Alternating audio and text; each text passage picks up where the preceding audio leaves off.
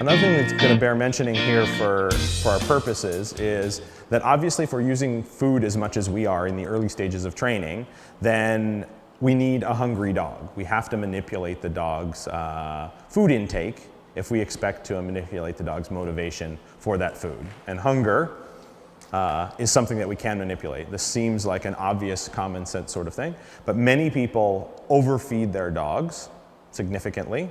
And so their dog, and then we'll talk about their dog lacking food motivation because their dog is fed too much.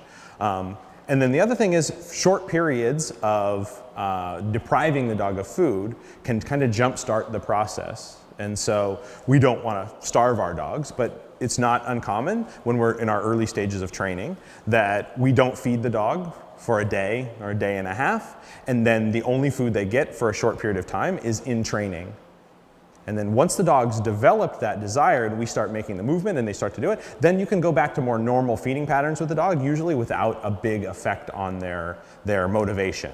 But in the beginning, you may find that you have to manipulate the dog's hunger to some degree. And this is hard for a lot of people. People struggle with this, but I can tell you, you won't hurt your dog by depriving them food for 24 or 36 hours. And you'll frequently have a much better early training process if that dog is good and hungry. And then it's not uncommon, because we use so much food in training in the early stages, that the dogs are not eating regular meals when we're training.